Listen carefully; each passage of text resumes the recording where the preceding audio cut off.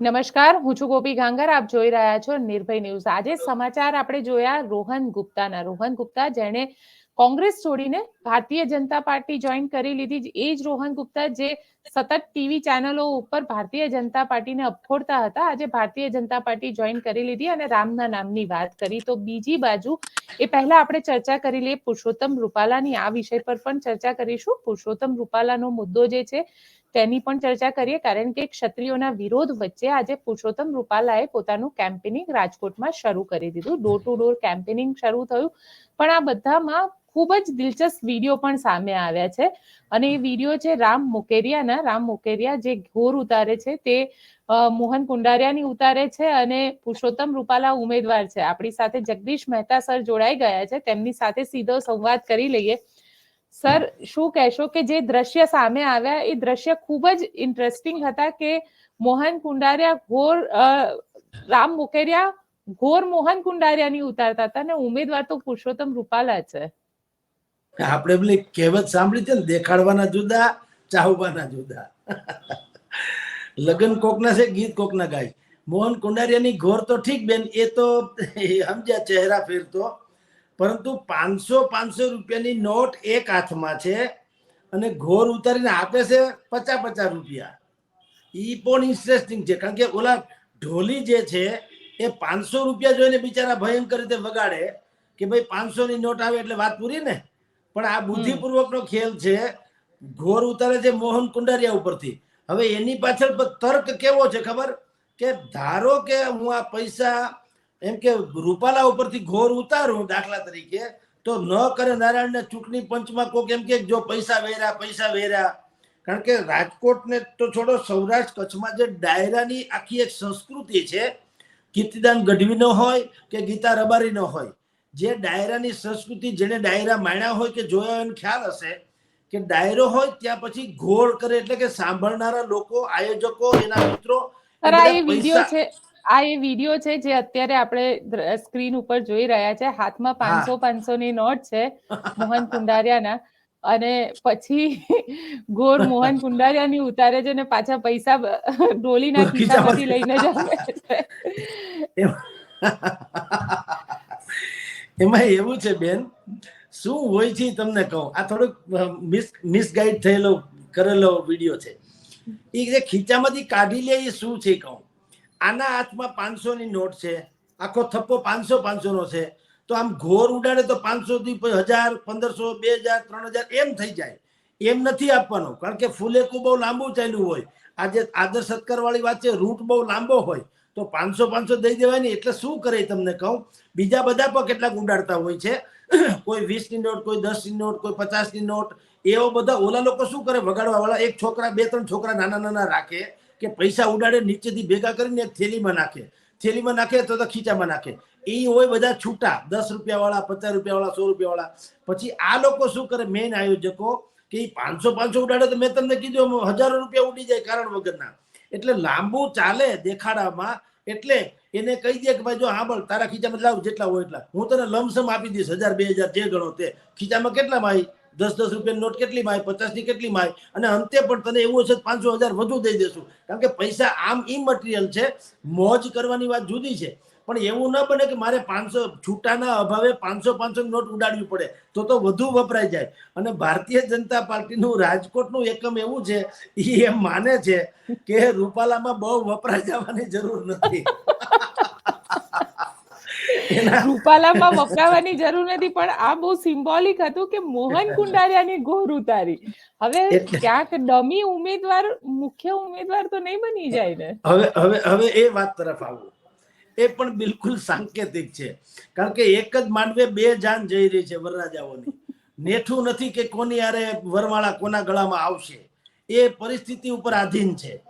ન કરે નારાયણને 14મી તારીખનું રતનપરનું રાજકોટમાં ક્ષત્રિય સંમેલન માનો કે ભયંકર રીતે હિટ જાય એની રીતે. અને એ લોકો માગણી કરે કે અમારે કાંઈ સાંભળવું નથી, રૂપાલા તો જોઈએ જ નહીં કોઈ હિસાબે.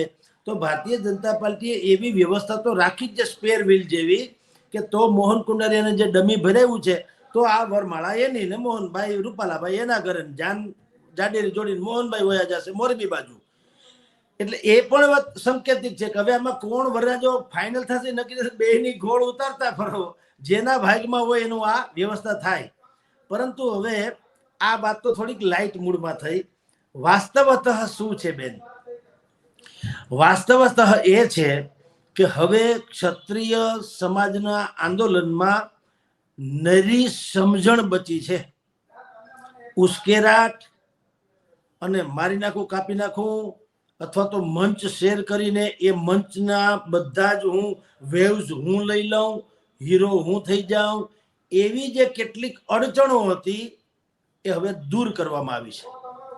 હવે કેવળ ને કેવળ ક્ષત્રિય સમાજના હાથમાં આ આંદોલન છે. Number 1, no politics please. આપણે ઘણાની ઓફિસમાં ખબર છે એક સિંહનો મોટો ફોટો જોઈએ છીએ, નીચે લખ્યું નો પોલિટિક્સ પ્લીઝ. એટલે કે સિંહ કોઈ દી પ્રપંચ કરતો નથી હોતો. એને શિકાર, મેં આની પહેલા આપણે એક વખત વાત કરી હતી કે સિંહનો સ્વભાવ જ હોય છે ફાડી ખાવાનો. એ એમ ન કે મિસ બફેલો મને એમ કે ભૂખ લાગી છે તો જો આપની ઇજાજત હોય તો હું થોડું આપમાંથી બાઇટ્સ કરું, આવું બધું કઈ હોય નહીં. એ તો ફાડી ખાય.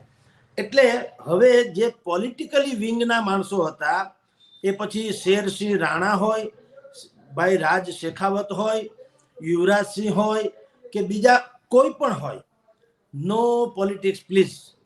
હવે આ મુદ્દો જે છે એ કેવળ ને કેવળ ક્ષત્રિય સમાજનો છે.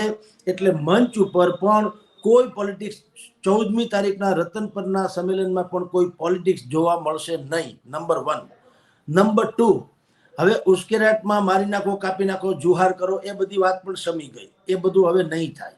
હવે આ લોકો, એટલે કે જેના હાથમાં હવે આ સુકાન છે, એ એવું કહેશે કે ક્ષત્રિય સમાજને સાતા વળે, એને શાંતિ થાય, એને ધરપત થાય, એને સંતોષ થાય, એ પ્રકારની ક્ષમા યાચના પરસોત્તમભાઈ રૂપાલા વધુ એક વખત માગી જુએ. જો સમાજ કહે તો 14મી તારીખે ત્યાં એલાન થશે કે ભાઈ એક વખત પરસોત્તમભાઈએ વિડીયો ઉતારીને ક્ષમા માગી છે. બીજી વખત ગોંડલના, ભલે જયરાસિંહના અંદરમાં પણ છે તો આપણા જ, તો ક્ષત્રિય સમાજના ગોંડલના સંમેલનમાં પણ 2 હાથ એટલે કે કરબદ્ધ એણે પ્રાર્થના કરીને ક્ષમા માગી છે. પક્ષ વતીથી, ભારતીય જનતા પાર્ટી વતીથી CR પાટીલે પણ ક્ષમા યાચના કરી છે. હમણાં 2-3 દિવસ પહેલા CR પાટીલનું આણંદ કે બીજા કોઈ ગામમાં સંમેલન હતું, તો એમાં એણે ચોખ્ખી જાહેરાત કરી છે કે હું પ્રત્યેક આપણા કાર્યકરોને હું એવું એલાન કરું છું કે તમે જ્યાં પણ મત માગવા જાઓ ત્યાં પહેલા તમે ક્ષમા માગજો, પછી તમે મત માગજો. આ તો બહુ મોટી વાત તો છે કે ભાઈ તમને, નહીતર બીજા કોઈ સમાજને કઈ વાંધો છે નહીં, બીજા કોઈ આનું કઈ લીધું ઉપરાણું લીધું નથી. તેમ છતાં સાર્વત્રિક રીતે ભારતીય જનતા પાર્ટીના પ્રત્યેક કાર્યકરો હોમ ટુ હોમ જ્યારે સંપર્ક કરવાના છે લોકોનો, ત્યારે એમ કહેતા ફરશે કે ક્ષમા સાથે વોટ આપો. અમારાથી, અમારા ઉમેદવારથી, ભારતીય જનતા પાર્ટીના ઉમેદવારથી આ ક્ષત્રિય સેના કે એની બેન દીકરી વિશે જે કદાચિત બોલાઈ ગયું, તો ભાઈ CR પાટીલે તો એવો શબ્દ પણ વાપર્યો છે કે પરસોત્તમ રૂપાલા ભાઈથી જ્યારે બોલાઈ ગયું ત્યારે તેની માનસિકતા કદાચિત સ્થિર નહીં હોય, તો હવે તમે સાંભળવા વાળાને કીધું અને ભાજપ વાળાને કીધું કે તમારી માનસિક સ્થિરતા કમસે કમ સ્થિર રાખો. 2 ઘડી બોલાઈ ગયું ગમે તે રીતે માન લ્યો, પણ એને તમે દરગુજર કરો ટેકનિકલ એરરની દ્રષ્ટિએ. એટલે હવે એક ઝુંબેશને નામે આપ્યું છે, પહેલા ક્ષમા પછી મત એમ. એટલે વાત એમ છે કે આટલી હદે તો એણે એની રીતે તો ક્ષમા યાચના કરી છે. પછી ક્ષત્રિય સમાજના જે રજવાડાઓ, જામનગરના જામ સાહેબથી માંડીને રાણપરા કે એ બાજુના જે રજવાડા છે સહિતના બધાએ હવે ધીરે ધીરે લચીલાપન અપનાવતા જાય છે. એક પછી એક પ્રકારના પત્રો રજૂ થયા છે. આપણે જાણીએ છીએ પહેલા વિરોધની વાત હતી, હવે બધા જ રજવાડાઓ પણ એમ કહે છે કે ખેર હવે બહુ થયું, માફી માગી લીધી, આપણે ક્ષમા કરો. એમ ભૂલ એ નથી કરી એવું નહીં, પણ ક્ષમા કરો. કારણ કે આપણે મોદીની નજર, આપણે એના માન રાખવાની જરૂર છે, નરેન્દ્ર મોદીની સામે જોવાની જરૂર છે. આપણે ઘણા છોકરા તોફાન કરતા હોય ત્યારે સ્વાભાવિક જ છે, વડીલો એમ કે છે, ખબર છે આપણા નાના છોકરાઓને કે ભાઈ મને તમારા મમ્મી પપ્પાનું મોઢું આડું આવે છે ને તો હું તમને ફલાણું કરું, ઢીકણું કરું. એ જે મોઢું આડું આવવું એ શબ્દ છે, એ એક મર્યાદા જાળવવી, એનું ગુજરાતી એ છે. કે ભાઈ નરેન્દ્ર મોદીની અમારે મર્યાદા જાળવવી પડે એમ છે. એણે રાષ્ટ્ર માટે થઈને અનુપમ કાર્યક્રમ કર્યા છે. એની જે પરિશ્રમ છે એ પરાકાષ્ઠા ભર્યો છે. આટલી ઉંમરે પણ 22-24 કલાકના દિવસમાંથી 18-20 કલાક કામ કરે છે. અને એને જે રાષ્ટ્રને નિર્માણ કરવાની વાતો છે એનામાં તો ક્ષત્રિય સમાજ પીછેહટ કરે એ શોભશે નહીં. કારણ કે દેશની એકતા માટે જેણે 562 રજવાડા જો આપી દીધા હોય તો હવે દેશની નવનિર્માણમાં પીછેહટ કરે તો એ તો ક્ષાત્ર ધર્મ બરાબર ન ગણાય. ઇતિહાસ સારી રીતે આલેખાય નહીં. આવી બધી સમજણભરી વાતો હવે ક્ષત્રિય સમાજના નેતાઓ કરશે. અને એ રતનપુર જે સંમેલન થવાનું છે, હાલાકી એને હજી સુધી વહીવટી મંજૂરી મળી નથી, પણ મળશે કદાચિત. મળી નથી, ડાયલોગ ડિલિવરી ચાલુ છે. પણ હવે ત્યાં જે મિટિંગ થશે એ આ પ્રકારની સાલસ ભરી વાતોથી થશે.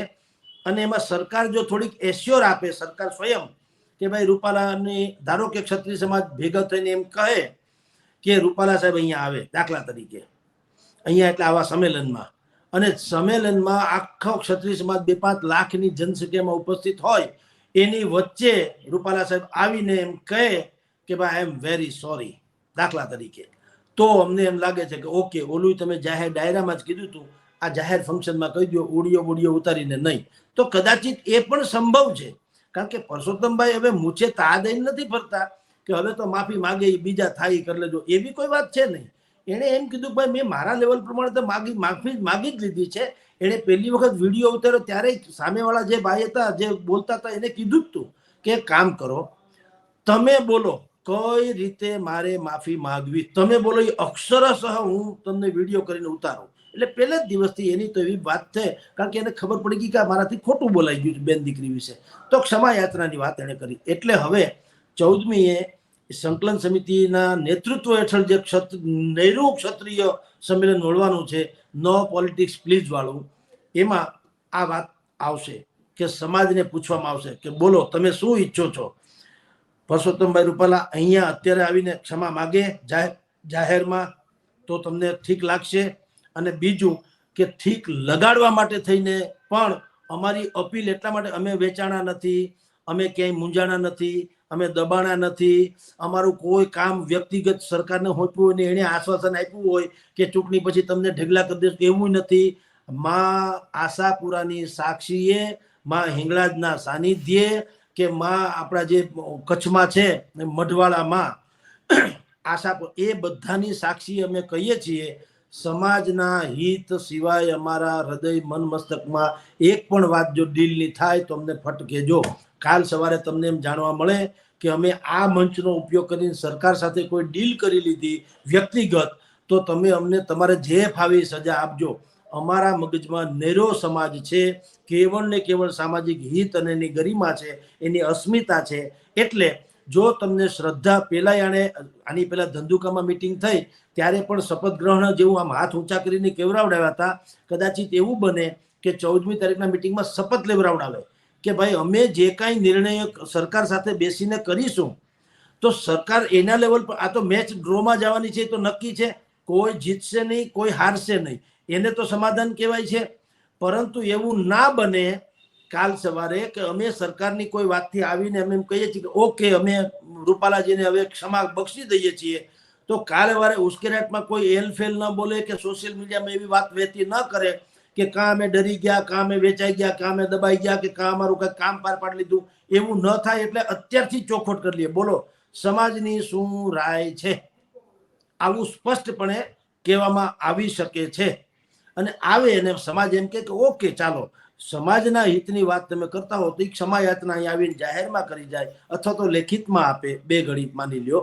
અને પછી સમાજના જે કેટલાક પેન્ડિંગ પ્રશ્નો છે જે જેન્યુઅન છે, એને આ આંદોલનને કંઈ લેવા દેવા નથી માની લ્યો, પણ કેટલાક પ્રશ્નો હોય તો ત્યાં રજૂ પણ થશે. અને એ પ્રશ્ન વિશે જે કોઈ સરકાર તરફથી ભવિષ્યમાં હાજર રહે, અથવા તો અહીંયા જ્યારે નરેન્દ્ર મોદી 22મી તારીખે રાજકોટમાં મહાસભા કરવાના છે, તો સંભવ છે કે 14મી તારીખે એક પ્રકારનું એક તમને કહું તો મેમોરેન્ડમ ઓફ અન્ડરસ્ટેન્ડિંગ જેવું, MOU જેવું બને કે ભાઈ આ આપણી માગણી છે 1 2 3 4 5, અને એ સમાજની મંજૂરી લેવામાં બરાબર છે. આ એક માગણી નંબર આ, માગણી નંબર 2 આ, માગણી નંબર 3 આ, ઓકે, બધા સાક્ષી, ભગવાનની સાક્ષી હાથ ઊંચા કરીને કયો ઓકે છે. આ માગણીમાં સરકાર તરફથી આપણને આશ્વાસન મળે તો આપણે રૂપાલાને હવે આપણે આ કિસ્સો પડતો મૂકી દેશું તો કઈ વાંધો નથી. તો કે ના, તો જ કહું છું, જો સમાજ રજા આપશે તો જ સંકલન સમિતિ પણ સમાજની ઉપરવટ જરાય જશે નહીં. પરંતુ જે કેટલીક વાતો છે નીર ક્ષીર કરીને કહેવાની, એ વાત ત્યાં કહેવામાં આવશે. અને અમસ્તો પણ આ સમાજ ભર્યો ભાદરો બધી જ રીતે હોવાને કારણે સમાજના જે કાયદેસર ન્યુટ્રલ લોકો છે, જેને કોઈ પક્ષ સાથે લેવા દેવા નથી, કોઈ વિચારધારા સાથે લેવા દેવા નથી, એને કેવળ ક્ષાત્ર ધર્મ સાથે વિચારધારા છે એની, તો એ સમાજ કોઈ મુશ્કેરાટમાં આવીને એમ તો ક્યારેય નથી કે ના ના રૂપાલાની ટિકિટ અરે આને કાંઈ લેવા દેવા નથી. જે ઓડિયન્સ છે એની વાત કરું છું, મંચસ્થ હોય એની જુદી ઘટના છે. જે ઓડિયન્સમાં દર્શકો તરીકે બેહવાના છે સામે સોફા કે ખુરશી ઉપર, એમાં સોફાની 8 હરોળોય નહીં, પાછળ જે ખુરશીમાં બેઠા હોય છે, જે કોમન આપણી જેમ સામાન્ય માણસો છે, એ લોકો તો એમ કે છે કે ભાઈ અમને ગાળ લાગે અમારી બેન દીકરી ઉપર, એનાથી બોલાય જ કેમ? તો એની બીજું શું કરશે? કેસે બેન દીકરીઓ બધી કે એને કયો ભરી સભામાં જાહેરમાં માફી માંગે તો કદાચ માફી માંગી લે. એટલે કહું છું કે હવે એ સંમેલન આ તરફ જઈ રહ્યું છે. અને એ પછી જો આ ઠરાવ સર્વાનુમતે એ મંજૂર થાય તો વડાપ્રધાન નરેન્દ્ર મોદી સાથે યા તો બેઠક થશે સંકલન સમિતિના અમુક નેતાઓની, અથવા તો આખી સંકલન સમિતિની, અથવા તો નરેન્દ્ર મોદી સ્વયં ક્યાંક કોઈ રાજા રજવાડાઓને કંઈક ભેગા કરે. એ તો બધું સંભવ છે રાજકોટમાં, અને વડાપ્રધાન સરકાર બધું કરી શકે. તો કદાચ રાજા રજવાડાઓને અમુક ભેગા કરે અને સંકલન સમિતિ સાથે બેસે અને કદાચ યશ્યોર આપે આ બે, અથવા તો જાહેર સભામાં એવું કે જે માગણી ક્ષત્રિય સમાજના મનમાં છે એ ત્યાં જાહેરમાં કહેશે નરેન્દ્ર મોદી, અને ક્યાંક એવી આશ્વાસન આપશે કે ભાઈ હવે તમે આ પડતું મૂકો, હું નરેન્દ્ર દામોદર દાસ મોદી આ વાતની ગેરંટી આપું છું કે ભવિષ્યમાં તમને અમારા તરફથી કોઈ પ્રકારે હર્ટ થવું નહીં પડે. તો અત્યારે જે આશાનું કિરણ છે એ શું છે બેન, કે એક પણ ક્ષત્રિયાણી બેન દીકરીએ કે એક પણ ક્ષત્રિય નેતાએ નરેન્દ્ર મોદીને લાગે વળગે ત્યાં સુધી તો એના નામ જો કોઈ કરતા કોઈ અણછાજથી વાત કરી નથી. એટલે આશાનું એ કિરણ તો ચોક્કસ છે કે નરેન્દ્ર મોદી જો પછી આમાં વચ્ચે પડશે તો આ બધું ઠરીઠામ થઈ જશે.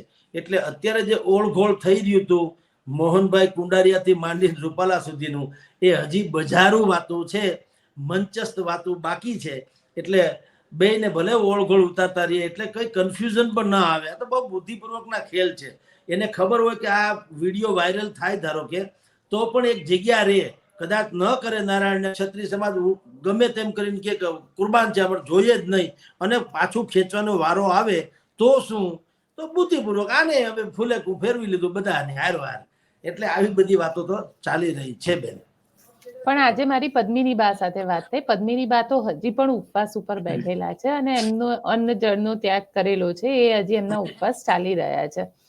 એમને સ્પષ્ટ શબ્દમાં કીધું કે અમને રૂપાલાના રદ કરવા સિવાય કશું જ ખપશે નહીં.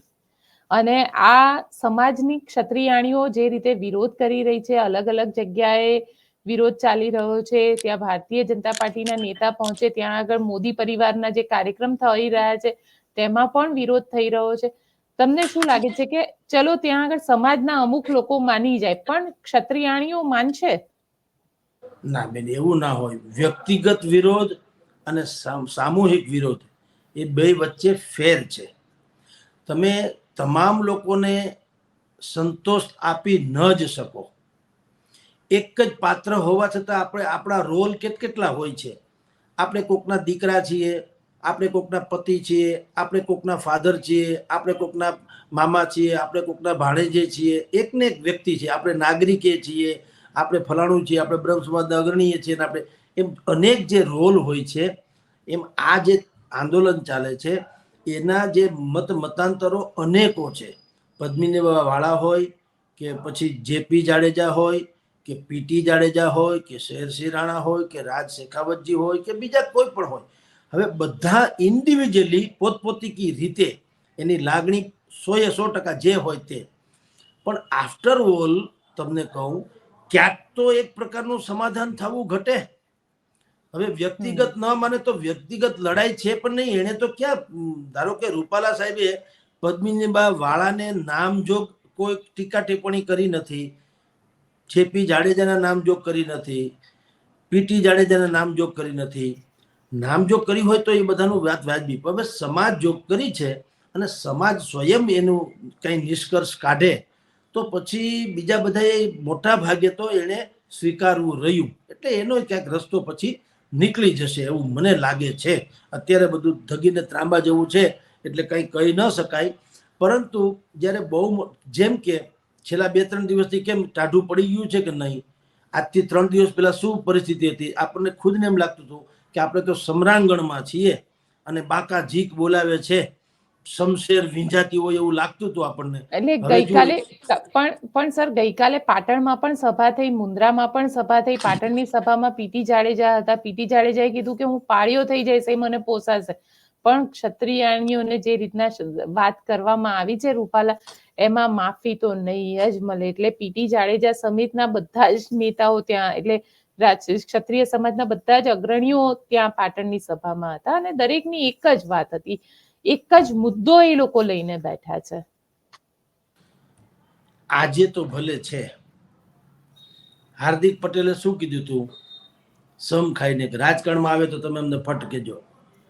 કેજરીવાલે તો છોકરાના હમ ખાઈને કીધું તું, રાજકારણમાં આવું તો ફટ કહેજો, ભ્રષ્ટાચાર કરું તો ફટ કહેજો, મારી ઉપર કોઈ દાગ લાગે તો ફટ કહેજો, અમે અમારે જેલમાં જવાનું થાય તો અમે ગાદીએ ચપકી રહીએ તો બસ કહેજો. શું હાલત છે? બધું બ્લો બાય બ્લો આપણી નજર સામે છે. 14 પાટીદાર સમાજના 14 દીકરાની જે માવતરો અત્યારે પીડા ભોગવે છે તે દિવસે હતી ને આજે, એ તો યથાવત છે. એને તો કોઈ દી હજી સુધી એમ નથી કહેતા કે અમને કઈ સંતોષ મળ્યો છે. લાલજીભાઈ પટેલ આજે લડી રહ્યા છે અને ભાઈ હાર્દિક પટેલ એ માલપુવા ખાય છે, આપણે જોઈએ છીએ. તો પીટી જાડેજા હોય, પદ્મિનીબા વાળા હોય કે બીજા કોઈ પણ હોય, એને પણ એ ઇન્ડિવિજ્યુઅલી તો 100% કહે છે હું પાળીઓ થઈ જાય. પાળીઓ તો આની 2 દિવસ પહેલા રાજ શેખાવતે શું કીધું હતું કે મને જો કમલમમાં દંડા અને ઝંડા લઈને જતો રોકવામાં આવશે તો હું આત્મવિલોપન કરીશ. કર્યું, રોકવામાં આવ્યા, ફોટા પડી ગયા, છાપામાં ચમકી ગયા, મોટા ભા થઈ ગયા, ટેસડા કરે છે. આત્મદાહ કરવો હોય, હજી કાંઈ કમલમમાં કાંઈ કોઈએ હળી પ્રગટાવી નથી, કોઈ કાળો કાગડો અહીંયા ફેરકો નથી.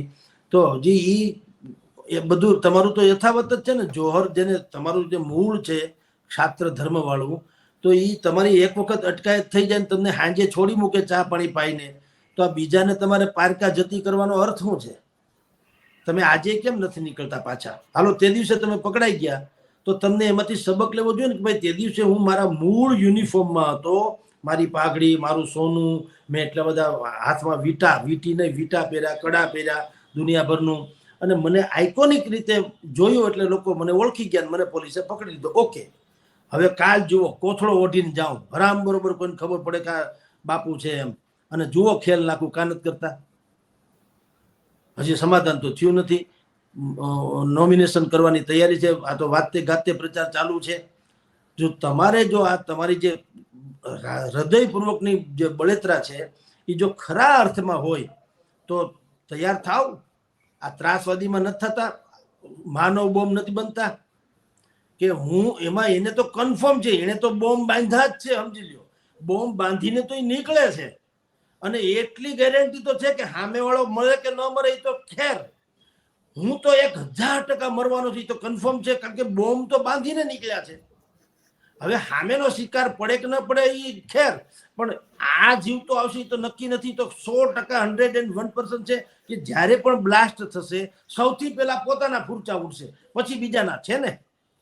તો જો ખરેખર તમારા હૃદયમાં એવો ટેક હોય, હું નથી કહેતો કે ભાઈ રાજ શેખાવતજી એ બોમ્બ બાંધીને નીકળવા જોઈએ, પણ જો એવી તમારી તાલાવેલી ન હોય તો દંડિકાન ઝંડિકાન એમ કહીને ગામને પારકા જતી ન કરાય, એમ મારું કહેવાનું છે. ના, એનો ઉકેલ નથી.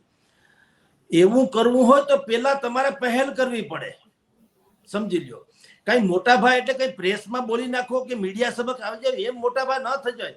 ગામે ગામ ક્ષત્રિય સમાજમાં જે પરિસ્થિતિનું નિર્માણ આજની તારીખે સમાજ ભોગવે છે, એમાં તમારી કરણી સેના હોય કે કોઈ પણ અગ્રણીઓ હોય, એ તે દિવસે ક્યાં જાય છે? મેં તો આપણે અનેક વખત વાતે કરી છે ને કે રાજકોટ સહિતના અનેક મેટ્રોપોલિટન સિટીમાં આજની તારીખે હજારો સોસાયટીઓ એવી છે કે જેમાં શાલીનમાં શાલીન સારામાં સારા વર્તણૂક વાળા હોવા છતાં દરબારોને મકાન આપવામાં આવતા નથી.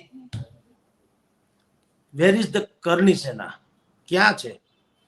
તૈયબ બાપુને, હા, તૈયબ રાજ શેખાવતજી છે ને શેરાવતજી ભાઈ આવ્યા હતા, જે શેરસિંહ રાણા સાહેબો, એ બધાને ત્યારે કેમ ઈ ક્ષત્રિય નથી?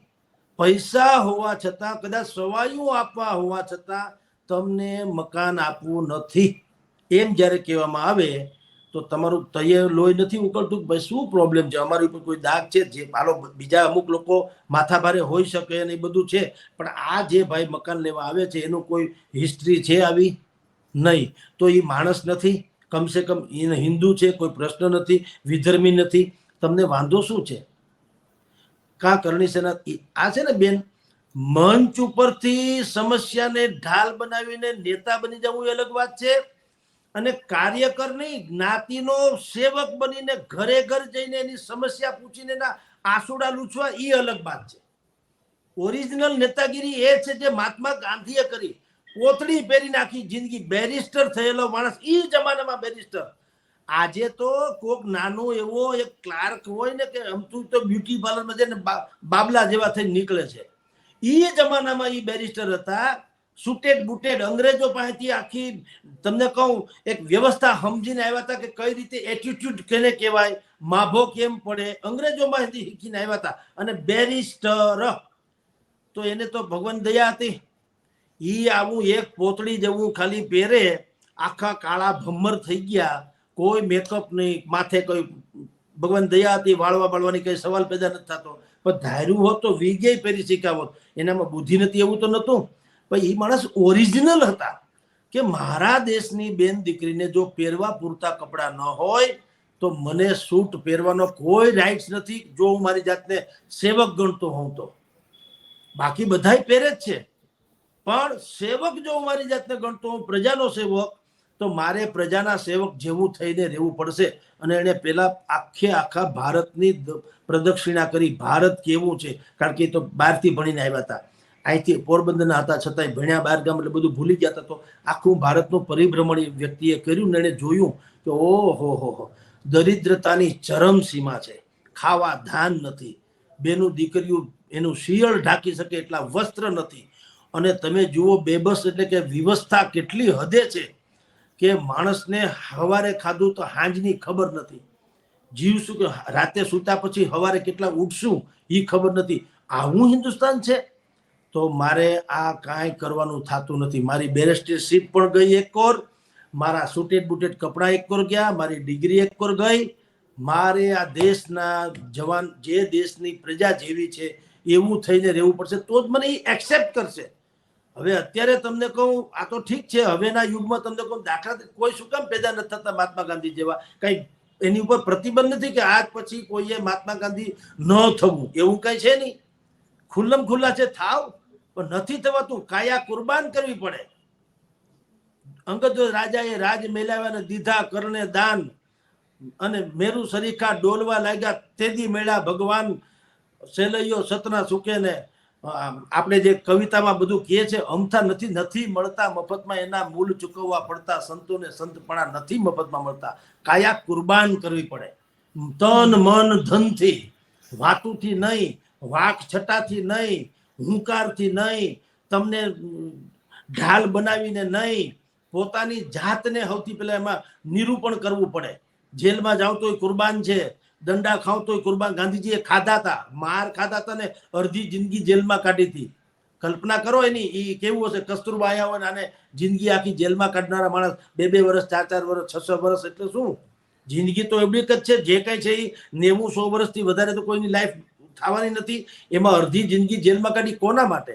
અને એને ભોગવું કઈ? એ બેના રાષ્ટ્રપિતા તો આપણું આદર છે કે હે રાષ્ટ્રપિતા જેવા નાયક, તમારે કારણે અમે અત્યારે સુખી સંપન્ન છીએ. એ તો આપણે પ્રાર્થના કરી અને એને મહાન બનાવ્યા, એને તો કઈ ભોગવું નથી. એને તો પોતે આખી જિંદગી ખપાવી દીધી. લોકસેવક એવા હોય સાહેબ.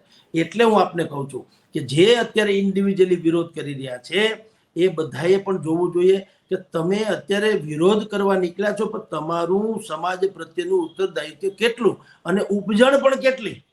જો ઉપજણ હોત તો કમલમ ઘેરાઈ ન ગયું હોત. હાલો, સંકલન સમિતિએ ના પાડી, કાંઈ વાંધો નહીં, પણ તમારી ઉપજણ એટલી હોત તો કમલમમાં તો નાખ્યા માગની એટલા માણસ થવા જોઈએ ને. કોઈ બુદ્ધિ ઘરે મૂકીને આવતું નથી. બધાને બધી ખબર છે કે તમે તમારા ચહેરાને ચકમકાવી નાખો છો. આજ રાજ શેખાવતજી થોડાક સમય પહેલા ભારતીય જનતા પાર્ટીમાં તો ગરી જ ગયા હતા, ત્યાં બળી ગયા. શું કામ ગયા હતા? અહીંયા એની કે માગણી એવી હતી વિધાનસભાની ચૂંટણી વખતે કે જો આટલો મોટો ક્ષત્રિય સમાજ છે એને જો અન્યાય છે, અન્યાય એટલે તમને ટિકિટ મળી જાય એમ, એટલે ન્યાય મળી ગયો. પ્રજા છે જે થવું થાય. હવે ટિકિટ મળી જવાની ન મળી, પણ મળશે એમ માનીને પણ કંઈક એને લોલીપોપ આપવામાં આવી હશે. તેઓ શ્રી ભાજપમાં ત્યારે ભાજપમાં જતી વખતે તેઓ શ્રીએ ક્ષત્રિય સમાજને કેમ ન પૂછ્યું કે હું તમારા માટે જાઉં છું ક્ષત્રિય ભારતીય જનતા પાર્ટીમાં, આ મારા એજન્ડા છે, બોલો તમે રાજી છો? એવું પૂછ્યું તું કોઈને? નહીં. હવે ખબર પડી કે ભાજપમાં કઈ આપણો મેળ પડે એમ નથી. હાલ તુરત માંડ મોકો મળ્યો સમાજના નામે ચરી ખાવાનો. હાલો, એટલે વળી સમાજના નામે હું મરી કુટું ફરી બટું કા પછી શું થયું? આત્મવિલોપનનું. એટલે આ બધું છે ને છીછરા વેડા બેન બહુ છે. તમારી જાણ ખાતર છીછરા વેડા કરીને સમાજને ઢાલ બનાવીને બધા પોતપોતાની જાત ચમકાવે, ચહેરા ચમકાવે, અને પછી એને બધું મળી જાય. સરકારે બુદ્ધિશાળી હોય ને, તોફાની છોકરાને જ મોનિટર બનાવી દેવામાં આવે એટલે ક્લાસ શાંત રહે. પણ વાત તો ક્લાસની છે. હા બેન, આપને એવું લાગે છે કે ક્ષત્રિય સમાજના આંદોલનમાં પણ એવું જ કંઈક થશે? થવું જોઈએ. સારું જો થાય તો અત્યારે અડધું પડધું તો સારું થવા જઈ રહ્યું છે કે સંકલન સમિતિએ કીધું કે કોઈ પોલિટિશિયન અમારે જોતા નથી, ભાજપ કોંગ્રેસ કોઈ નહીં. આ આંદોલન સમાજને હર્ટ થયું એટલે સમાજનું આંદોલન છે, અને સમાજની સંતુષ્ટિના કારણે જ પૂરું થશે. સમાજ જો એમ કહેશે કે રૂપાલા નહીં તો જિંદગીમાં નહીં, વાત થઈ ગઈ પૂરી. પછી તમે ઉભા રહ્યો તો ખેર, અમે તમને મત નહીં આપી હશો તો તમારી વિરુદ્ધમાં મતદાન કરવાનું કોકને કહેશું, પછી જે થાય તે ઓકે. પણ એ સમાજ કહે તો, અને સમાજ કહે કે ઓકે ચાલો ભાઈ, બોલતા બોલાઈ ગયું, ક્ષમા માગી લીધી, આપણો ધર્મ છે. હવે આખું રાષ્ટ્રને કઈ નુકસાન થવાનું હોય, નરેન્દ્ર મોદી જેવાનો સંકલ્પ જો અધૂરો રહેવાનો હોય, અથવા તો એ કંઈક ઓછો વતો થવાનો હોય, તો આપણે એ કલંક કંઈ નથી લેવું. તો ક્ષત્રિય સમાજે તો અનેકો, તમને કહું, આ ઝેરના ઘૂંટડા અનેકો પીધા છે સમાજ હાટું, સંસાર હાટું. એક ઓર સહી, શંકર ભગવાન આ નીલકંઠ એટલે તો થયા છે. બધું અમૃતના ઘડા નીકળ્યા, હંધાઈ ભગવાને પી લીધા. હારામાં હારું એરાવત હાથી કોક લઈ ગયું, કોકે અમૃતના કુંભ પી લીધા, કોકે બાકીના બધા 9 રત્નો મળ્યા હતા, મણી માણિક, એ બધા લઈ લીધા. હળાહળ ઝેર નીકળ્યું. એ ઝેર પીતી વખતે કોઈ શેર શેખાવતજી ના આવ્યા, રાજ શેખાવતજી ના આવ્યા, યુવરાજસિંહજી ના આવ્યા, જેપી જાડેજા ના આવ્યા, પછી પીટી જાડેજા ના આવ્યા, પૂર્વીબા વાળા ના આવ્યા, તેથી કોઈ ના આવ્યું. હવે કે સંકલન સમિતિ કરો, નજીક જો કાલ ન કરે ત્યારે સમાધાન કરશે તો કહેશે તમે વેચાઈ ગયા, તમે દબાઈ ગયા, તમે ફલાણું થઈ ગયું. ભાઈ, તમારે રાડ્યું જ નાખવી છે. સમાજ રાડ્યું નાખવાથી સુધરે કે સુખી પણ ન થાય. મેં આપણે કીધું, સમાજના તમામ 365 દિવસ સમસ્યાઓ હોય છે. આ એક જ સમસ્યા છે, બાકી આખો ક્ષત્રિય સમાજ હોનાના ઘૂઘરે રમે છે એવું છે નથી. તમે જાઓ, આપણે બધા દૂર દૂરથી માનીએ છીએ. કેટલાક રજવાડાઓ જ આપણા મગજમાં છે. જયરાજસિંહ આપણા મગજમાં છે, અનિરુદ્ધસિંહ જાડેજા આપણા મગજમાં છે, પછી વાંકાનેર નરેશ છે તો એ આપણા મગજમાં છે, જામ સાહેબજી જામનગરના છે એ મગજમાં છે. ભલા માણા, એ તો બધા ચમકતા સિતારાઓ છે. તમે વાદળના ગર્ભમાં છુપાયેલા નાના નાના ટમટમિયાની ખબર જ ક્યાં છે? હું તમને એવા અનેકો ક્ષત્રિય સમાજના પરિવારોને હું સ્વયં જાણું છું. કોરોનામાં જેણે એના જવાન જોધ દીકરા ગુમાવ્યા, એની દીકરીઓના લગ્ન માટે થઈને પડી, એને મેં એમ કહેતા સાંભળ્યા છે કે સાહેબ, આમાં કાંઈ સરકારની યોજના મળે એમ છે, તમારા ધ્યાનમાં છે તો આ દીકરીને મારે વરાવવી છે. જો આ ક્ષત્રિય સમાજની વાત કરું છું, એવા તો હજારો છે સાહેબ. તો ત્યારે તમે એમ કે આ જે અત્યારે તમે નીકળી ગયા છો તો ક્યાં જાઓ છો એમ કહું છું. 24 કલાક તમારા કાર્યાલય કેમ ખુલ્લા નથી હોતા? એટલે હું આપને કહું છું કે જે લોકો અત્યારે કહી રહ્યા છે એ પણ બરાબર નથી વાત. એના એક જ વાત સાથે આપણે સહમત છીએ. તમારી લાગણી દુભાણી 100%, તમારી ચારની નથી દુખાણી, આખા સમાજની દુખાણી છે. પછી સમાજ નક્કી કરે એમ ચારે પછી સમજી જવું જોઈએ એમ કહું. પણ તમે ક્યારે સમજશો? તમને સરકાર ક્યાંક વહીવટ કરી દે ત્યારે તમે મોટા ભાવ થઈ જાઓ, સંમેલન બોલાવ્યા કરો. આમ જુઓ તો તમે એ બધું ગામ ગધેડો કરવાની ક્યાં જરૂર છે? તમને ખબર છે કે રૂપાલા સિવાય કોઈએ ગુનો કર્યો નથી, તો કલેક્ટરે કર્યો આ ગુનો, એને આવેદન આપવાનો ક્યાં સવાલ છે? એનો અર્થ એમ છે કે તમારી પાસે બાકી વ્યવસ્થા તો કઈ છે નહીં. તમે સીધા વહી જાઓ CR પાટીલ ને ગાંધીનગર, મારે કઈ સાંભળવું નથી, પેલું હા કે ના કરો એટલે ખબર પડે. એમાં કલેક્ટર ને મામલતદાર ને છગન ને ગામ ને રોડ રસ્તા બંધ કરવાને એમાં પ્રજા શું કરે? પણ એમ કહું કોઈએ કર્યું અહીંયા લોકલ લેવલે? તમારે રૂપાલાભાઈ યાર આ રખડે જુઓ, ગામમાં મજા કરે, રાજકોટમાં ઢોલ ને નગારા લઈને, તમે જાઓ ત્યાં. પણ એને ત્યાં લોકો નથી જતા. એનું ગુજરાતી એ છે કે હવે જે કઈ સંમેલનો વગેરે આક્રોશ થઈ રહ્યા છે એમાં ઇન્ડિવિજ્યુઅલી છે, સમાજને ખબર પડી જાય છે. સમાજ બહુ બુદ્ધિશાળી છે કે ભાઈ ઠીક છે, અત્યારે સંકલન સમિતિની સાથે શું કામ છે? એણે ક્યાંય કુંડળીમાં ગોળ ભાંગ્યો નથી. એણે કાંઈ એના ઈરાદાઓ આવા જે સમાધાન ન થાય એ પ્રકારની હઠ પકડી નથી. આપણે કહીએ છીએ બેનને કે જો તમે સમાધાનનો હિસ્સો નથી તો તમે સ્વયં એક સમસ્યા છો. તાળા વગરની ચાવી એવું ના હોય, ચાવી વગરનું તાળું ન હોય, બેની એટલી અરસપરસ આવશ્યકતા છે. એટલે જડતા ના. એટલે તમે એમ કહો ના હથોડી લઈને હું તોડી, હથોડી છે મારી પાસે, મારે ચાવીની જરૂર નથી. હથોડીથી તાળા તૂટી શકે, ખુલી ન શકે. જેનું કારજ જે કરે, બીજો કરે બગાડ, તાળું ઉઘાડી ન શકે, કટકા કરે કુહાડ. તો આ છેલ્લો ઉપાય હોવો જોઈએ. કઈ ન માનવામાં આવે તો ઓલો માણસ ડગલે ને પગલે માફી માંગતો ફરે તોય પછી આપણે શેના સિકોટા બિકોટા, એમ કહું છું. એટલે કાંઈક. અને બીજું, જો તમારા સિકોટા સાચા હોય, આપણે તો ખેર ઇન્ડિવિજ્યુઅલ છીએ એટલે કે અલિપ્ત છીએ આ સમાજથી. પણ હું ક્ષત્રિય સમાજમાંથી નથી આવતો કે સરકારનો પ્રતિનિધિ નથી. પણ જો તમારા વાત જો સાચી હોય તો અડધો પડધો ક્ષત્રિય સમાજ છે એ શું કામ તમારી સાથે નથી? એમ સમજવું જોઈએ ને. એટલે હવે થઈ જશે શાંતિથી, નિરાતે વાટાઘાટો ચાલે છે. જ્યાં સુધી આપણે જાણવા મળ્યું છે, પત્રકાર તરીકે જાણવા મળ્યું છે, ત્યાં સુધી વાટાઘાટો ચાલે છે. અને ન કરે નારાયણ, બીજું કંઈ જો અડચણ નહીં પેદા થાય તો ભગવાન દયાથી ઘીના ઠામમાં ઘી પડી રહેશે. અને ક્ષત્રિય સમાજની વળી પાછી એટલી જ બોલબાલા જે અત્યારે આની પૂર્વે હતી તે યથાવત રહેશે. અને સરકારને એક જીવતદાન મળશે ને એ આગળ વધશે. બિલકુલ સર, પણ સાથે સાથે એક સવાલ તમને એ પણ પૂછવા માંગીશ કે કારણ કે ત્યાં આગળ એક રાજકોટની અંદર પોસ્ટર્સ લાગ્યા છે અને રાજકોટની અંદર જે પોસ્ટર લાગ્યા છે એના ઉપર કાળી સાઈ લગાવવામાં આવી છે. રૂપાલાના જે ફોટા હતા એના ઉપર કાળી સાઈ લગાવવામાં આવી છે અને એનાથી પોસ્ટર ને ખરાબ કરવામાં આવ્યું છે. પોસ્ટરને અત્યારે ત્યાંથી હટાવી દેવામાં આવ્યું. આપને શું લાગી રહ્યું છે કે આ જે વિરોધ હવે જે રીતે થઈ રહ્યો છે, કારણ કે મહિલાઓને ગઈકાલે પોલીસ પણ ઢસડતી લઈ ગઈ, જામનગરની અંદર મહિલાઓને પોલીસ ઢસડીને લઈ ગઈ, જે ક્ષત્રિયાણીઓ વિરોધ કરવા માટે પહોંચી હતી. રૂપાલાનું રાજકોટના પોસ્ટર ઉપર કાળી સાઈ લગાવવામાં આવી, જેને દૂર કરવામાં આવ્યા. પોસ્ટર્સ ભારતીય જનતા પાર્ટી તરફ લાગી રહ્યું છે કે ધીરે ધીરે હવે આ આંદોલન આમ જોવા જઈએ, આશા રાખીએ કે ભાઈ શાંત થઈ જાય, પણ આ વેગ પકડી રહ્યું છે. કારણ કે જમીની લેવલ ઉપર ક્ષત્રિયો તો હજી પણ, કારણ કે સંકલન સમિતિ અલગ વાત છે અને જમીન લેવલ ઉપર હજી પણ વિરોધ તો એટલો જ છે.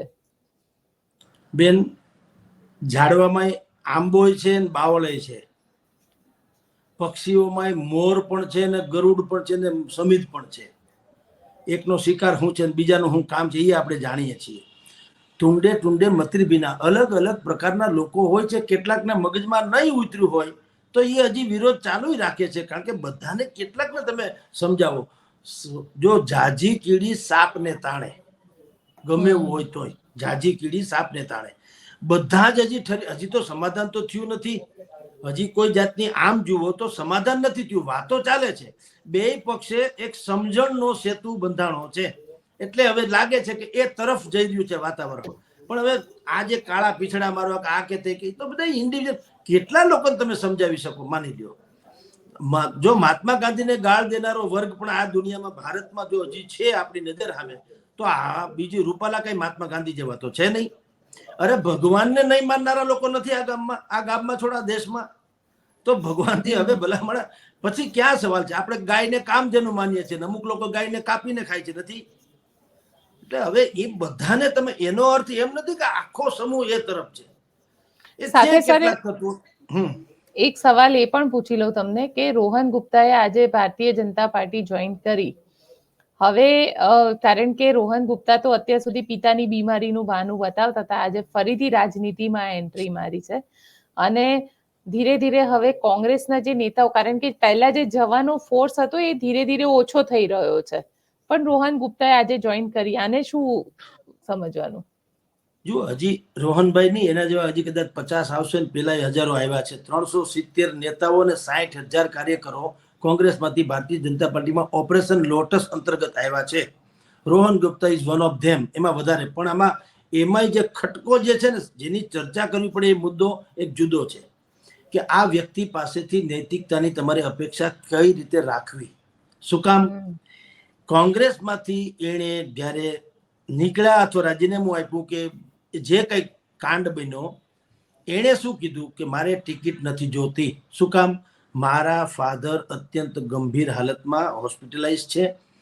હું હિન્દુ સંસ્કૃતિના અનુસરીને મારે અત્યારે મારા પિતાની શ્રવણની જેમ સેવા કરવી પડે એમ છે. હવે મારા માટે જો પિતાથી મોટું કોણ, જેને કારણે હું આ જગતમાં છું, એની જો વિપદા વેળા હું રાજકારણ ખેલું તો મારા જેવો કોઈ બદનસીબ પુત્ર હોઈ ન શકે. અને હું એ કલંક નથી રાખવા માંગતો. મને તક મળતી હોય તો ભલે, ન મળતી હોય તો ખેર, પણ મારા માવતરની મારે શ્રવણની જેમ સેવા કરવી જોઈએ. આટલી સુંદર વ્યાખ્યાઓ સાથે, શબ્દો એના જુદા હોઈ શકે પણ તર્ક એનો અને અર્થ એનો આ હતો. આટલી સુંદર વ્યાખ્યાઓ સાથે તેઓ શ્રીએ કીધું કે મારે કોંગ્રેસની ટિકિટ પાછી આપી દેવી છે. હાલાકી અંદરનો દાયરો આપણે બધું જ જાણીએ છીએ કે કોંગ્રેસના જ ડોક્ટર હેમાંગ રાવલથી માંડી મનીષ દોશી સહિતના જેટલા લોકો છે, એણે આના કચ્ચા ચિઠ્ઠા બધા ઉજાગર કર્યા હતા પ્રેસમાં કે આ ભાઈ તો ઘોર ખોદિયા છે, એટલે કે આ માણસ ઘરના જ ઘાતકી છે. આણે કોંગ્રેસની ગોપનીય કહી શકાય એવી કેટલી બાબતો ભારતીય જનતા પાર્ટીને લીક કરી દીધી છે. એટલું જ નહીં, જે કેટલાક ભારતીય જનતા પાર્ટીના શીર્ષ નેતાઓ છે, એની કંપનીમાં રોહનભાઈના સગા સંબંધીઓ છે, એ ડિરેક્ટર છે.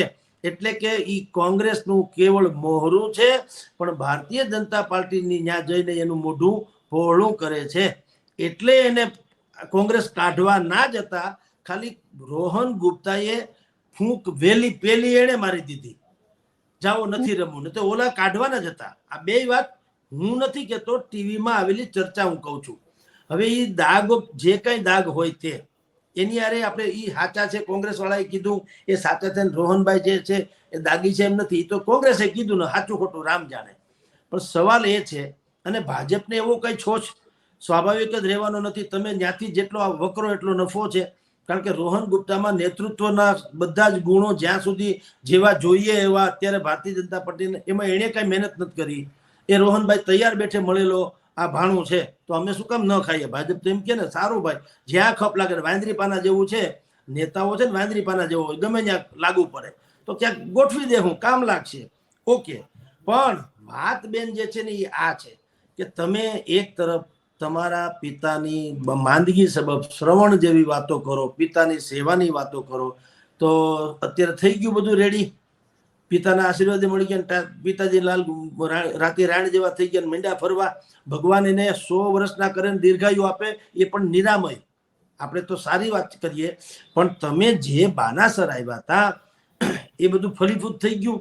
એટલે હું કહું છું એ નથી થયું તો એનો અર્થ એમ છે કે તમે જે પેલી વાત કરી નૈતિકતાની ખોટી, તમારે ત્યારે જ કહેવું જોઈએ કે મારે કેટલા મતાંતર ચાલે છે કોંગ્રેસમાં, અને એ મતાંતરોના સાથે લઈને હું લડી શકું એવું મને નથી લાગતું, એટલે મારે ટિકિટ નથી જોતી. ફોરગેટ ઇટ, કોઈ વાંધો નહીં, એવું ચાલે. પણ શ્રવણ ને મા ને બાપ ને ફલાણું ને સંસ્કૃતિ ને હિન્દુ ને ઢીકણું ને આવું બધું કયો, આ તો સારું થયું. મેં કીધું એમ તે દિવસે મેં કીધું તું કે સારું થયું રોહનભાઈ હજી કોંગ્રેસમાં છે. કાલ ઉઠીને માની લો કે અમે એને સૈનિક તરીકે સરહદ ઉપર મોકલા હોત તો આ તોપ છે એ આમાં પાકિસ્તાન વાળા મારા બાપુજી બીમાર છે કે હું એને હાજા કરું, તમારે જે તોપનું કર્યું કરતું, તો આપણને ભડાકે દેવરાઈ દે. ભલા માણસ, દેશ મોટો કે સ્વયંની જાત મોટી? તમે જયારે આમ તો કહેવાય તો બધું, દલ સે મોટા દિલ હે, દિલ સે મોટા દલ હે, એ બધી વાતો તો ઘણી થાય છે. તો તમારા પક્ષને જ્યારે આફત પડી છે ત્યારે તમારે તમારું વૈયક્તિક ભોગ આપવાની તૈયારી હોવી જોઈએ કે ભાઈ અત્યારે મારા ફાધરની હાલત અત્યંત ગંભીર છે, મારે ખરેખર ત્યાં હાજર રહેવું જોઈએ, 100% એમાં ના નહીં, પરંતુ પક્ષે મને અત્યાર સુધી એવડો મોટો બનાવ્યો અને અત્યારે પક્ષની હાલત પણ ગંભીર છે, તો પક્ષની ફાધર કરતા કોઈ વેલ્યુ આમ હું વધારે છે એમ નથી માનતો, પરંતુ આ સાર્વત્રિક જીવન છે જેને કારણે હું રોહન ગુપ્તા છું, નહીતર હું સામાન્ય માણસ હોત. પણ આ કોંગ્રેસને કારણે મારી પાછળ જે છોગા લાગ્યા છે એ કોંગ્રેસને કારણે છે. વર્ષો સુધી મેં અમુક પ્રકારની પોસ્ટ ભોગવી છે, માલ મલિદા ખાધા છે, દુનિયાભરના કોન્ટ્રાક્ટ લીધા છે કે સુખી થયો છું. ભલે બધું ઓન રેકોર્ડ હોય, કઈ વાંધો નથી, જે હોય તે, પણ કોંગ્રેસને કારણે છે ને. ટીવીમાં ચમકા છો, મોટા નેતા તરીકે છો, તો તમારું ઋણ અદા કરવાનું કોઈ આવે નહીં. અને ફાધરની તમે વ્યક્તિગત એના પુત્ર છો, ગમે ત્યારે તમે સમય કાઢી અને જઈ જ શીખા હોત પિતાજીને ત્યાં. પણ બીજા અત્યારે તો હેલ્થ કેરના બધા ડોક્ટર્સથી માંડીને પેરામેડિકલ સ્ટાફે અવેલેબલ છે, મળે છે, અને તમે હાવ સામાન્ય વ્યક્તિ નથી કે હવે રૂપિયા નથી, પૈસા નથી, બાપુજીને કોણ ખબર કાઢશે. તમારું નામ એવડું મોટું છે કે અમથે અમથા 50 માણસ તો આફોડે તમારા બાપુજીને એના બાપુજી સમજીને હાચવે એમ છે. કારણ કે મોટા માણસોની સેવા કરવા બધા બહુ આવે, મારા તમારા જેવાની કોઈ ના આવે, આપણે સહન કરવું પડે. તો એ તમે વ્યવસ્થા કરી શક્યા હોત. એ કર્યા વગર તમે વાત સંસ્કૃતિની કરી, વાત શ્રવણ જેવા પુત્રની કરી, વાત પિતા વાત્સલ્યની કરી, તો આપણને સલામ મારવાનું મન થાય કે ના, બહુ સારી વાત છે, ધન્ય હો આની જનેતાને કે એવડું મોટું પોસ્ટ, જે લોકસભાની ટિકિટ જેવી ટિકિટ એણે તરછોડી દીધી, ત્યાગ કરી દીધો માવતરની સેવા માટે. તો એ ચિત્ર તે દિવસે બજારમાં વહી ગયું. હવે તમે પાછા કરી ગયા ભારતીય જનતા પાર્ટીમાં, ખેસ પહેરી લીધો કેસરી ને મંડ્યા ટાસકા દેવા રાતે રાણી જેવા થઈને ફરવા. એટલે આ બધી બાબતો આપણે સમજીએ ને, આખું જગત સમજે છે બેન. એટલે રોહનભાઈના ભારતીય જનતા પાર્ટીમાં આવવાથી કાંઈ નહીં, એને સરણું મળ્યું. અત્યારે એટલું કહી રાખો, એને સરણું મળી ગયું. હવે એ અત્યારે કમસે કમ સલામત છે, એને કાંઈ થશે નહીં, અને એને બીજું કાંઈ જોતું નથી. એની પહેલા ભગવાન દયાથી એને મળેલું છે, કદાચ ભવિષ્યમાં મળતા રહેશે. પણ હાલ તુરત એને છાંયો મળી ગયો બેહવા માટે થઈને, નિરાતે ભોગવશે, મજા કરશે. બિલકુલ સર, આપ અમારી સાથે જોડાયા તેના માટે ખૂબ ખૂબ આભાર. તો આ હતા જગદીશ મહેતા સર, જેમને આપણને બહુ વિસ્તૃતમાં સમજાવ્યું કે કઈ રીતે આખું ક્ષત્રિય આંદોલન છે એની અંદર અત્યારે જે પરિસ્થિતિ ઉદ્ભવેલી છે, અને હવે રવિવારનું જે મહાસંમેલન થશે તેમાં શું ડિસિઝન લેવાશે તેના વિશે પણ તેમને કીધું. આપને અમારો આ રિપોર્ટ કેવો લાગ્યો કોમેન્ટ બોક્સમાં ચોક્કસથી જણાવજો. અમારી ચેનલ નિર્ભય ન્યૂઝને લાઇક, શેર અને સબસ્ક્રાઇબ કરવાનું ભૂલશો નહીં. આભાર.